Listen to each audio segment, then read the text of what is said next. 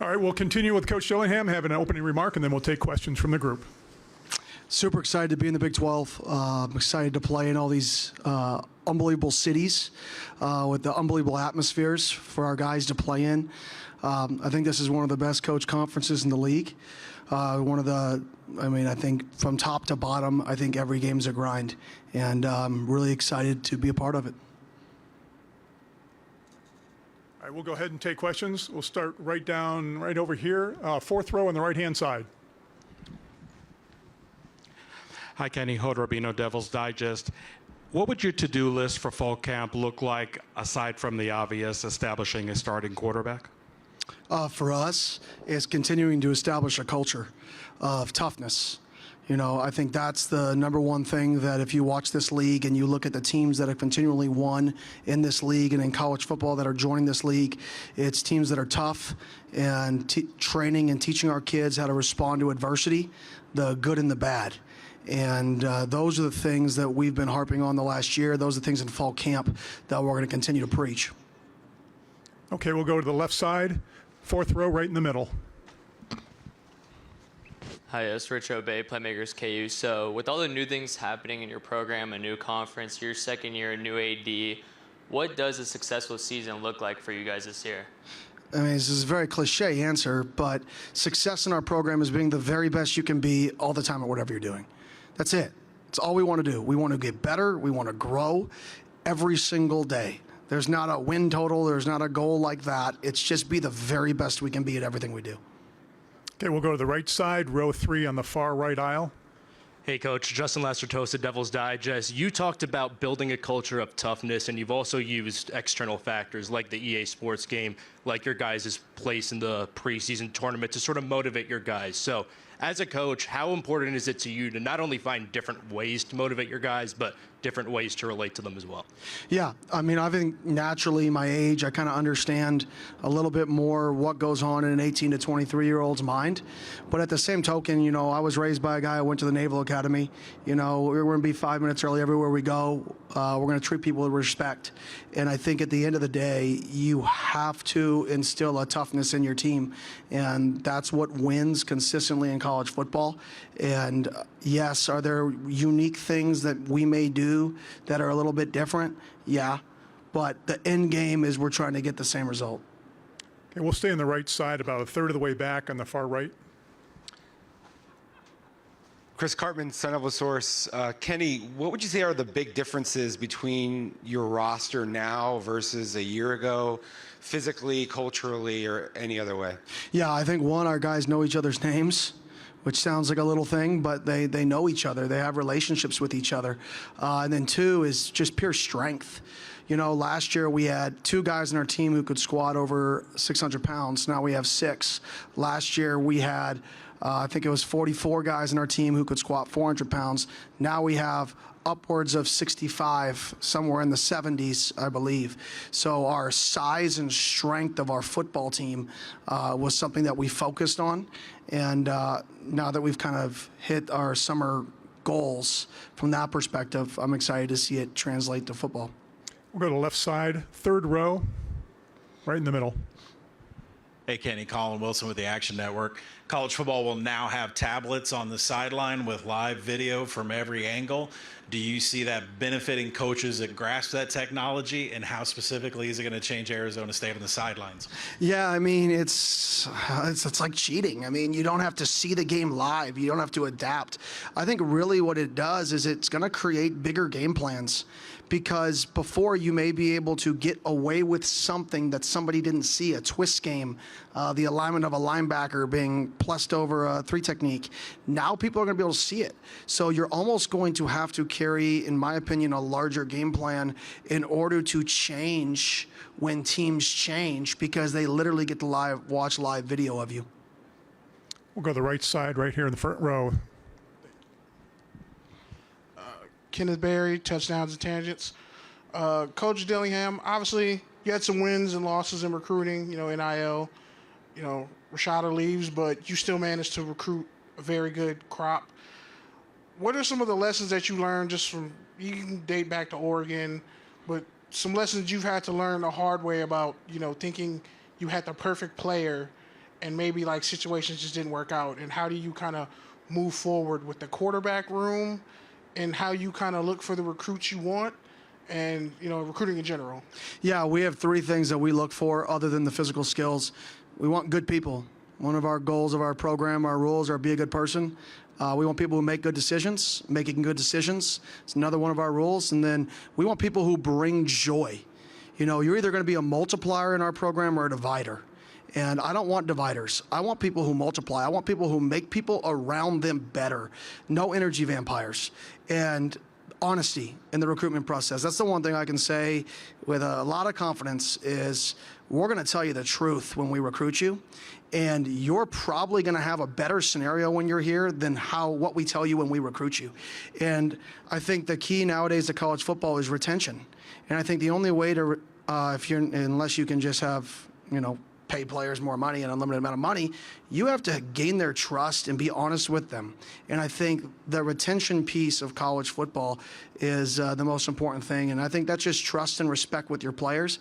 And right now in recruiting, our coaches aren't our best recruiters. Our players are our best recruiters. Our players are selling our brand. Our players are telling them that our coaching staff doesn't change. Our players are telling us the standards that are being set. It's not us recruiting. It's our players recruiting. And I think that's what excites me the most. Okay, we'll go to the back of the room, about the 25-yard line on the aisle. Hey, Coach. Chris Brown, AZ Bandcat Sports. Just wanted to know, have you had a chance to connect with Brett Brennan yet, and what have those interactions looked like? Yeah, we've talked a few times. His son came to our camp this year. Good quarterback, good high school quarterback, so we've connected. Good guy. Excited to have him in our league. Okay, we'll go right down here on the left side, right down in the front row in the middle. Hey, Coach Michael Carrots, Sideline Sports. You talked about, obviously, getting ready for teams and stuff like that, coming from Oregon, knowing the Pac-12. In this offseason, getting ready for these different teams. Not that you weren't excited or energetic before, but how has that offseason been for you in preparation? Yeah, it's exciting because this league has probably more diversity in terms of defensive scheme than any league I've ever been in. This league, you see four down simulated pressures, you see odd fronts, you see odd fives, you see four down fronts with 4-2-5 schemes, and you see four down with 3 high safety schemes. Most leagues I've been in have 1 or 2 flavors of the league. This league has a variety of flavors, so you have to be able to practice that throughout your fall camp and build that into your schedule. So the first time your guys haven't seen it is the week leading up to the game. I think that's one of the most fun parts about this league from an offensive perspective. And then defensively, this league's turned into smash mouth, and you've got to practice tough to be competitive in this league. And that's something that I hope our defense embraces and takes on, is that toughness of what it takes to stop people in this league with all the running backs. All right, we'll go to the right side, about 3/4 of the way back in the middle. Coach Dillingham, Alex Blackburn, College Football Dogs. How important are the newfound strengths up front to this offense with the strengths at the skill position as well? Do you feel like you've given enough for Sam Levitt to thrive at quarterback? Yeah, I think anytime a quarterback, the goal is to keep quarterbacks comfortable, is to get them in rhythm, keep them comfortable, and put them in positions to where they can have throws and they can have plays off. I think if you put everything on a quarterback every snap, right, that's very, very difficult for a quarterback to do. But how can you put a lot on a quarterback but be able to turn him off and let him just hand the ball off, let him just throw a bubble screen, let him throw a screen? And I think for us, up front wise, I think we have 9-10 guys right now that I would feel comfortable playing, which is quite the difference of last year when we lined up in the swinging gate because we traveled 6 scholarship guys, right? So I do think that's a drastic difference, and I'm excited about that. Go on the right side, row 3 on the aisle on the far right. Justin Lacertosa, Devil's Digest. You just talked about what you look for in your guys. You look for good people. You look for multipliers. But for you, out of the newcomers coming in, who are some of the guys that exemplify that? Newcomers, there's a lot, to be honest. There's not just one guy. I think that's just the type of person we're trying to bring in. So I would say there's a bunch. I don't want to name out 1 or 2 specifically, because I think that's doing the other guys disjustice. Okay, we'll go to left side, about fifth row in the middle. Tyler Waldrop, Tulsa World. Two-part question for you, Coach. First, y'all faced Ollie Gordon early in this season. Were you surprised at just what he sort of turned into from a national level after that? And then second part, what kind of unique challenge does he present when it comes to stopping him or slowing him down? Yeah, no. I mean, he was great when we watched a little bit of film on him, and he was great when we played him. And the challenging thing is he's a workhorse, man. He's big, he's strong, and he just keeps going. He just keeps going. They can keep giving him the ball. And I think that's challenging, and he wears on you throughout a football game. And I think that's the philosophy Coach Gundy's built there. And I think he really fits that mold. That's the style of running back they consistently recruit. And he's a really, really, really good football player. Okay, we'll go here to the left side, front row.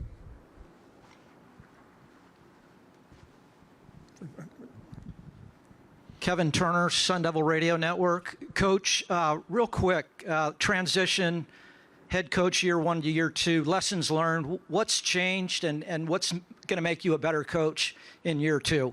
Yeah, you know, I love football. I mean, I've been coaching football since I was 18 years old, 7th and 8th graders, high school, coached linebackers, defense. I love football. And then, you know, after all those years, you become a head coach and you just want to watch football. And you don't just get to watch football anymore. And what I learned is I've got to trust the people around me to do football more. And I got to remove myself a little bit from that and not get as involved in game weeks. Just because I love it so much, it's why you start coaching. But now that my role's different, that's one thing I learned is I got to remove myself a little bit. I got to trust that if I ask somebody to make Italian food and he makes chicken parmesan, that I'm going to like the chicken parmesan. I didn't want him to make meatballs. And if I want him to make meatballs, I should have told him to make meatballs. And I've got to trust that. And I think that's the biggest thing I learned is I'm not the smartest guy in the room, and to trust people. Okay, we'll go right down here, center aisle on the right-hand side. Hi, Coach. Emily Van Buskirk, The Sporting Tribune. I have a two-part question. First one, how would you describe your home game environment to those that maybe haven't played there, or if you're trying to say, you know, this is what our football environment is like? And the second question is, if you could go golfing with one of the other coaches from this new conference, who would you take with you and why? Yeah, I mean, our environment it's loud. We have one of the best student sections in college football, I believe, you know, and it's hot. So it's loud and hot. Normally we play at night. It's an unbelievable environment. I think pregame at our place is unreal with the Tillman statue and our players running right by it. I think it's something that it's unbelievable to be a part of. And for me, I would have to say probably Coach Whittingham, just the success he's had and the consistency being at a place, you know, for a long time. I just have a lot of respect for what he's done. And he's a fun guy. He rides Harleys, right? All right, we'll go over here to the left side, front row. Coach Ty Kaplan, the Daily Toreador. You open up your Big 12 schedule at Texas Tech on the road. Can you kind of talk about how you overcome those nerves, or do you play into those emotions for that kind of a game? Yeah, I definitely think our guys are going to be excited for it. I think from like a conference change in first game like that, I really don't think it's going to have an effect. But I do think we have to prepare for the noise. You know, we're going to play, last year there was 1.5 games where we had to use a silent count. I think most of the games on the road this year, we're going to have to be on a silent count. So how we practice that silent count, the variety of silent counts we use, I think we're going to have to be way more strategic with how we practice to prepare ourselves for road games in the league starting in Lubbock. Okay, we'll take two more questions, both here on the right side, third row. Hey, Coach. Tyler Budge, CF Budge. Last season, you guys had a pretty grueling injury bug. I remember you mentioning late last season, you guys couldn't even practice with two sides of the line of scrimmage. But despite that, you guys got a late win over UCLA, Washington State, including a really close loss in Seattle against a team that ended up in the national title game. And you guys had those guys dead to rights. What does it mean to have those types of performances late in the season despite that adversity, and what do you hope to take away from those performances? Yeah, I think you have to learn how to win. You know, I think learning how to win, you never know when it's going to happen. It's very, very difficult. I think our guys have to learn how to win in the biggest moments. It's just the next play. And I remember vividly when I was at Florida State, we struggled for a year and a half there to get it off the ground. And then we played Syracuse at home, 0-4. And we had a 2-minute drive with Jordan Travis coming back as the starter. And I think he made about 97 people miss on that drive, led us back to win. And since then, that program's drastically different. The guys learned how to win. And it sounds cliche. It sounds, well, how do you learn how to win? It just happens. It happens through responding to adversity. It happens through happening. And once they get that belief that they could do it, that's when your program flips. And you hope that happens sooner rather than later. Okay, we'll stay on the right side, row 2. All right, Coach Linwood Harrington with Stay Alive Power 5. How you doing today? Phenomenal. How are you doing? I'm doing all right. So considering you're the youngest coach in the Big 12, and you talked about some of your experience with having a rough transition, becoming a head coach, and some of the downfalls you experienced last season, what obstacles do you expect to overcome in the Big 12 this fall? Yeah, I think for us, not really many different obstacles. I think the obstacles we'll overcome, I don't know about yet. I think that's part of sport. That's part of everything is you can prepare for whatever you want to prepare for, but there's going to be situations that you have to be ready to adapt to. I think from a football standpoint, like I said, the noise, the atmospheres, traveling to small towns, maybe you have to stay an hour outside of town. So when do you leave for home games, and do you like the transition in and out of staying 45 minutes away from a place? I think those things are obviously part of the change, but I think the biggest thing is just the style of play that I'm excited for, and then the atmospheres that we get to play in. All right, that'll do it. Coach, thank you for your time. Thank you.